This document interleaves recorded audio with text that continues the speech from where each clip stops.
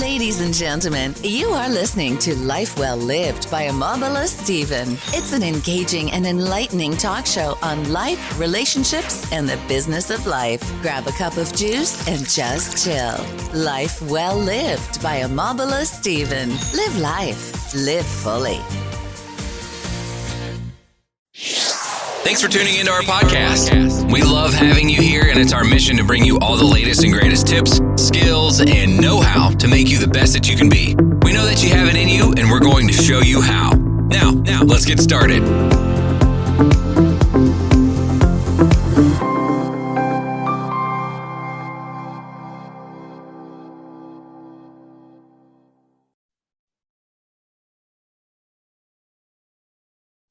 Now, if you're looking forward to disruptive mindset conversations, that is going to transform your mindset 360 degree. Now, moving you closer to the life that you have truly dreamt to have, Life Well Lived by Omobola Stephen is a podcast that you like to listen to with expert and professionals who are adept in the topics of personal development and self-improvement. Now, it gives me great pleasure to have Sheryl Lynn on the show. She is the creator of the Chair of Joy experience and also the visionary of JOYELY LLC. Now, welcome with me on the show today, Sheryl Lynn. Oh my gosh, thank you for having me. I'm so excited to be here on Omobola. Super excited to have you, Sheryl. Now, I'm loving the energy already.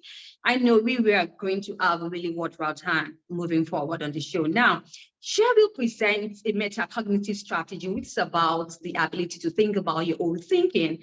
Now, she'll be sharing her thoughts on experiencing joyful living and also on metacognition. Now, this is a super interesting topic you like to listen on, Sheryl. The question I'd like to ask you is that how can people discover their chair of joy?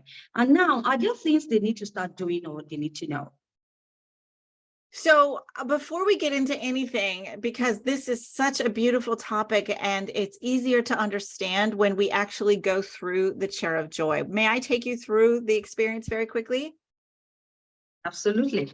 All right. So if you could pick a chair of joy in your house anywhere away from your computer, where would that be? And often when I give people their gift of the chair of joy, it's like you'll remember where you were when you had your first kiss. So if you could give yourself just a second and place, and for our listening audience also, where is your chair of joy? And it just means somewhere where you can get away to be quiet and maybe turn things off for just a minute. Where would yours be, Omobola? That should be my bedroom. Bedroom. And is it a recliner or do you have a rocking chair or what kind of chair? I just have a mini sofa. A mini sofa. Perfect. Oh my God, that feels so good. So there are 5 steps to this, and it's really about feeling better in 60 seconds. So number 1, she found her chair of joy, just like hopefully if you're listening, you did as well. So it sounds juicy and fun. That sounds like a great place to be. Number 2 is sit down in your chair of joy. So if you don't mind it, I just ask you to close your eyes for 30 to 60 seconds and imagine yourself sitting in that beautiful sofa couch. What color is it, by the way? What color is your chair, your sofa couch? What color? Oh, that's color brown. That's chocolate brown. Chocolate brown. All right. I want you to feel yourself, close your eyes, kind of falling into it, wiggling your toes and getting very present. The sit part is about what's around you. What are the sights and the sounds and the smells? Are there children outside playing? It's all perfect, whatever it is. And just let the chair embrace you and give you a safe zone. And then number 3 is to take a deep breath. So deep breath in. And let all the worries and the hurriedness and the things we have to do, just let that all fall away and get very present with me right now. Let that all fall to the ground. One more deep breath. And I want you to grab up the one thing that's the most important thing that you want to continue to carry with you throughout the day. And the 4th step is to think about a moment of joy around that thing. So what gives you great joy that's juicy and fun around this moment of joy? And I want you to actually step into the movie of this moment of joy. Give yourself a second just to really call in the sights and the sounds and the smells. See it, the symbols, and visualize it complete, whatever that is, or what you could add to the conversation. And last, I want you to feel it in your body, all the way from your head to your toe. Feel this joy. And when you're ready, you can open your eyes. Awesome. Now that's very beautiful. Awesome. Thank you once again for that great introduction about what Chair of Joy is sharing. Now, moving forward, I'd like us to talk more about the joy of not thinking. Now, I'm thinking also, how can we avoid thinking so much and remember the joy of just being? Well, so that's why I wanted to take you through the Chair of Joy experience, because I love, like you, the idea of being quiet and still. In fact, when I bought the big white throne back when COVID started, when they were just shutting down the Las Vegas Strip is where I was, the chair arrived and everybody's like, why are you still so upbeat? And, you know, I always felt like I was one step ahead of the chaos. And so the chair I bought to let people know, what if you just sat down and got quiet? Like literally let God sit on your lap, or you sit on God's lap, or call it meditation or call it prayer. I call it the Chair of Joy, so it's universal. Whatever it is, can we just sit and be quiet? And that all by itself, there's tons of science about that, right? About what's possible to set intentions and to completely just let your body fall and become present. There's so much activity in just that alone. So I'm on the same page with you. Quiet could solve many of our world's problems. Oh, awesome. Now, the thing is that people often think about making a change in life. Yes, I've been in that phase before in my life, and I think it's a continual process, right? So how can they find what generates joy in their body? Is this automatic? It is not automatic. So the science is so we have 60 to 80,000 thoughts a day, right? And most of them coming in, 95% are probably on the negative side based on trauma and tragedy and stress and worry and chaos and anger and all the things that make us human beings, which there's nothing wrong with that. What we don't do is feed our left brain, our thinking brain, which is the highway to the right brain, which is where the joy is. So if we're not putting joy on the front burner, if we're not talking about it, if we don't even use the word joy, which many people do not, and maybe once a day, if we're lucky, we might say the word joy. For a lot of people, it's joy at Christmas or joy at a birthday or a birth. It's not an everyday, all day thing. So to answer your question in short form, I'm not a scientist. I just know what I know because I study this every single day, is if I pay more attention to the word joy or those memories that you had, what's possible if I'm actually building my joy muscle? And then on the flip side of that, what happens if we don't build our joy muscle? What kind of life are we living? How are we even focusing on what's important? And that's the metacognitive strategy solution that I was talking about. Like, basically what that means is we're activating prior knowledge when we stop and sit in our chair of joy. We're taking instruction about how to get to a better feeling by sitting and breathing and thinking and feeling. And the guided practice, that's a metacognitive strategy. Like when we put our headphones on and do a guided practice, what I just showed you. And then reflection, like think about it and talk about it and have a support group around a conversation about joy. Like all those things are metacognitive strategies, which I feel like I've summed up in the Chair of Joy experience. I'm curious, what was your memory, by the way? Could you share with us when I asked you to think of a memory of joy? What was yours? The memory, one beautiful memory was while I was nature walking in my neighborhood. It brought so many amazing experiences of my childhood, and I think it's sort of healing to me in that regard. Okay, beautiful. Beautiful. Thank you for sharing that. And yes, and then did you feel that in your body when I asked you to feel that? Did you have like goosebumps or a warm glow through your body? So that's what joy feels like. And so when we rush through our day and we've got to get in traffic and we got to get the shopping done and we got to take the kids and we got to have a relationship with our partners, like, oh my God, when do we actually stop to go, wow, I had like 12 amazing things that happened to me today, but yet all I can think about is getting to the next one, right? And so that's why it's just so good to go to our chairs of joy and reset, so we remember how valuable we are, how important we are, how that yearning for inner joy is being fed, so our brains can activate and then allow us to make better decisions and just, treat our companies, our families, our communities differently and, hopefully better. Right now, talking about making better decisions, don't you think that working on a mindset comes to play here? Now, talking about mindset also, I would like us to move to mindset and also goal achievement. So what does one's frame of mind, what does it have to do with what a person is able to achieve in their life's pursuit when it comes to goal achievement and also having the right mindset? So I think there's a lot to say about that, but I'm very curious when you say mindset, what you're referring to for you. Are you talking about positive intelligence? Are you talking about muscle, creating the joy muscle? What do you mean specifically? I'm talking about mindset, a positive mindset. Okay.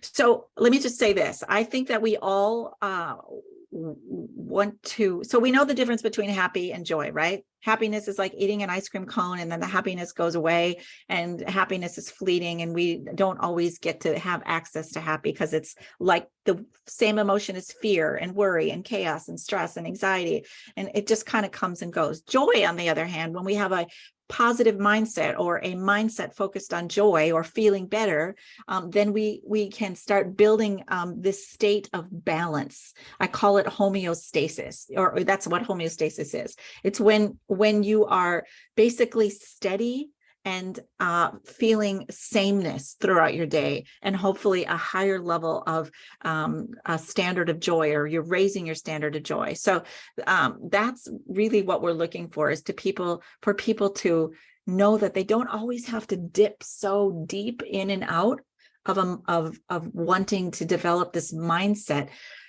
Right. I feel like it's something we chase after, and it's not as difficult as I think it's set out to be. It's just always, all day long, how can we set our mind up to go back to what feels good? And that's why our tagline, of course, is feeling better now. How can you feel better now, even if it's for 15 minutes? Okay, I sat in my chair of joy. I felt better for 15 minutes. And now oh my God, all that fear is coming after me again, or that worry, or all these to-dos, or all this overwhelm.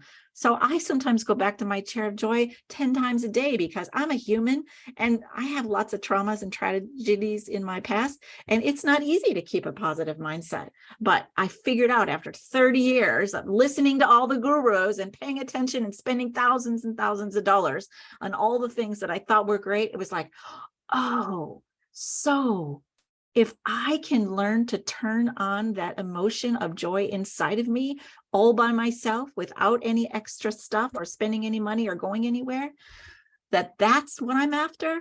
Like, it was like, so many light bulbs went off, and it's like, oh, it was such a relief to settle into knowing that my mindset was developed by me all the time. I had the tools without spending any money all the while. So that's why I'm on the planet now, is to share this message. It's super, super easy to keep your mindset in the place where you want it to be. Absolutely. Thank you once again, Sheryl Lynn, for that beautiful insight. Now, because I know that you present a metacognitive strategy, which is about the ability to think about your own thinking. Now, I begin to wonder, is metacognitive strategy, is it intended for learners or students? And also going forward, how do people learn? How do people think about their own thinking?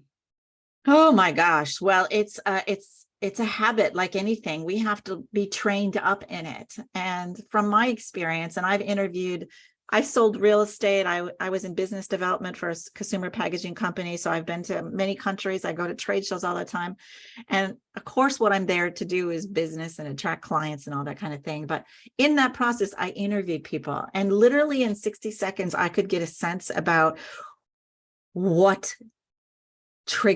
moved them, what was their passion. I would just ask really clarifying questions like, well, why are you here today? And is this something that's high on your priority list? And is this important? And they would soon get to probably not. And if I could sit at the ocean and drink, whatever, or if I could, build a garden or live in the woods like that, people would tell me that stuff instantly. And so, when I ask people to think about what they're thinking, they don't even know what I'm talking about because they're so caught up in the business of life. And so that's the training that we do every day. We have a VIP program, we have corporate programs, we have individual, we have hospital programs. And it's that for people to go through their day, just like you did right now. And I asked you to sit in your chair of joy.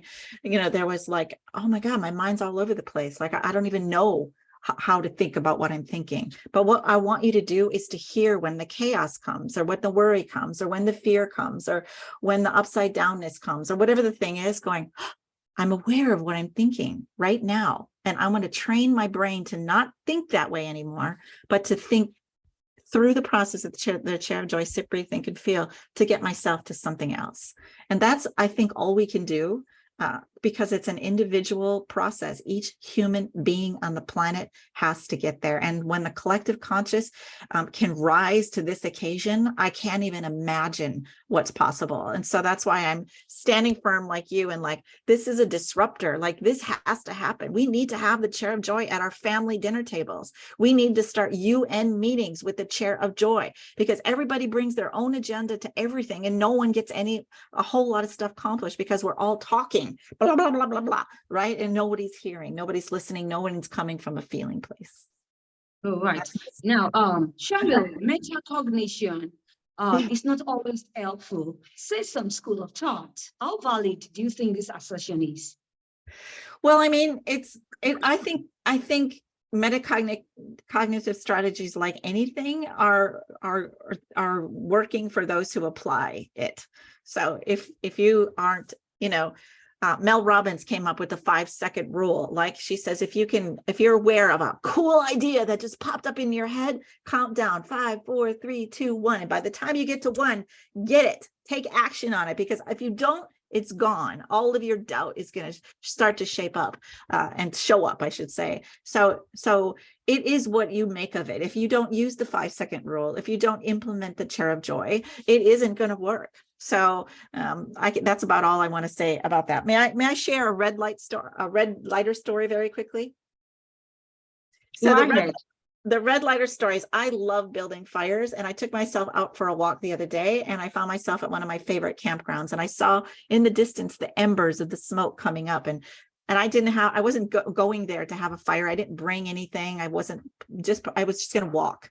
And so when I saw the smoke, I was like, there's no one in that campsite. I'm going to go check it out. So when I got there, I noticed bunches of garbage laying around, and I saw these embers, and I thought, oh, maybe I can get this lit, right? And maybe I can burn this garbage and, have a moment here in this campsite that I didn't plan on. It was exciting, And so I couldn't get it going. I put all the leaves in. I was fanning and fanning and fanning and working it. And I'm like, I don't know what this is about, or why this happened, or why this showed up for me, but I love it. So I sat down on the picnic table, and I looked down between my legs, and I see this lighter. And instantly I knew all my problems were answered. I didn't have any worry. I was going to have the best fire. And then literally 5 seconds later, my brain went to, that lighter is broken. Why would anybody leave a lighter? It must have just been left there for some crazy reason. Certainly it doesn't work. So I picked it up, and I immediately lit the lighter. And I was like, why did I doubt that? Why did I allow myself to go to that? Why didn't I just go, take a deep breath, sit, breathe, think about fires, pick up the lighter and light the fire, right? And so anyway, I burnt all the garbage and had a great time. My point is, to answer your question, is that not all metacognitive strategies work for all, but when you implement them, they're fire. They are magic. They are fun. They are real, and they work. Right. Thank you once again, Sheryl, for that beautiful illustration. I'd like us to talk about metacognition and mental health. Right. The question I'd like to ask you is, can metacognition therapies, can it have positive effects on the treatment of mental health issues that you know about? Yes. Talking about depression, anxiety, and the likes. So you know that the World Health Organization just had National Mental Health Day on October 10th, and we did a big sit down, and we gathered a bunch of people, and we all sat down at the same time. And it's because I, like you, agree that the mental health crisis in our country is out of control. I think it's one suicide every 11.5 minutes, which is basically a couple of planefuls of people dropping from the sky several times during the year. Like, it's insane. And then 464 mass shootings so far this year. What is going on? I don't understand it. Why? After all the technology, after all the science, after all the things we know, as you said, what's happening about it becoming worse? 1 out of 3 business owners want to check out because things aren't going well. The teen suicide rate is just off the charts, and depression, and the COVID comeback, and the social dysfunction, and all of that. So I think what's going to take, it's like a village. We're all going to have to come together, and I'm just going to stand firm in this conversation around the chair of joy, is that when we can agree to have support for each human on the planet, I think there's just so much we can do. And if you don't mind, I have another story. Do we have time? Oh. So on a sad note, about a month ago when I was in Las Vegas visiting for a conference, I was doing my thing. I was in the law of attraction. I was gathering all the amazing things that were coming my way and building clients and having fun. And then I got wind in the elevator that something happened outside. And it was Yoni, who was visiting from Guatemala. And he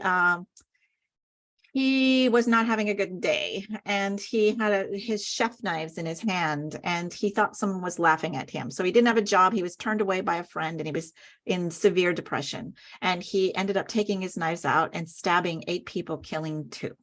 And I literally stopped in my tracks. I was like, what? Why?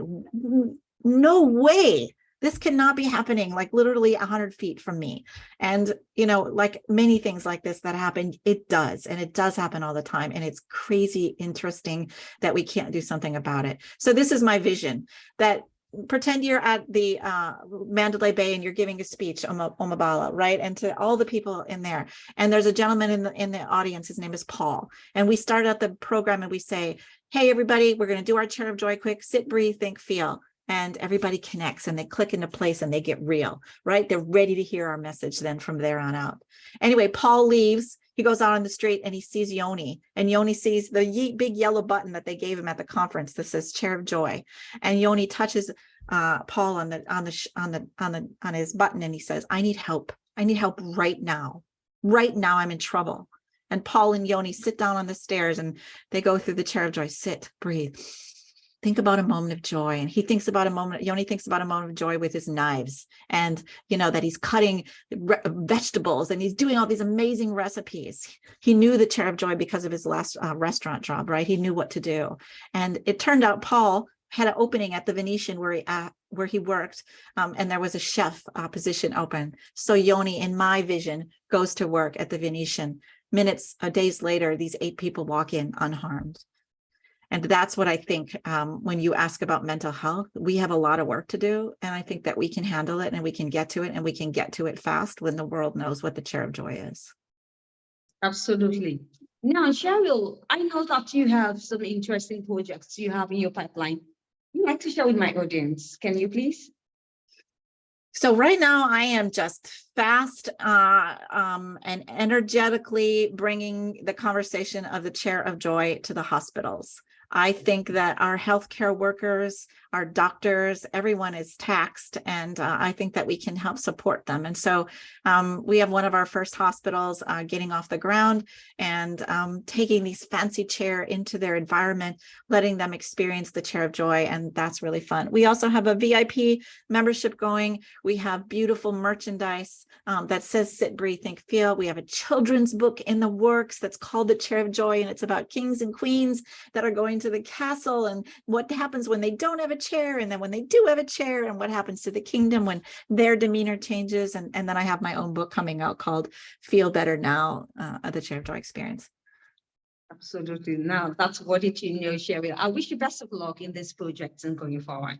Oh my gosh, what a pleasure it is to speak with you. Thank you for asking such amazing questions. Thank you once again. Any parting word you would like to share with my audience?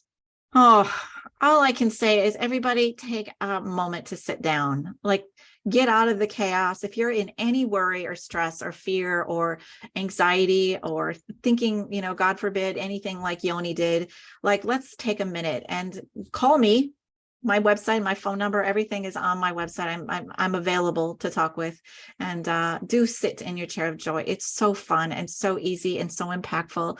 Parents, especially, like if you're having a moment, the chair of joy means more to us as adults than it does for our children. But those are my parting words. I love that people talk about joy, and I thank you for the opportunity. Thank you for being a guest. Also, like to share your social media handles on your website. Again, joyely.com. And then my social media is all around JOYELY Studios, JOYELY Studios. Thank you for pronouncing that for my audience. It's been really a worthwhile time having Sheryl Lynn on the show today. Now, I really had a joyful and impactful time with you on the show today, I must tell you. I wish you the best of luck once again, Sheryl Lynn, and also the JOYELY LLC team for the great work you're doing going forward. Best of luck always. Go light your fires.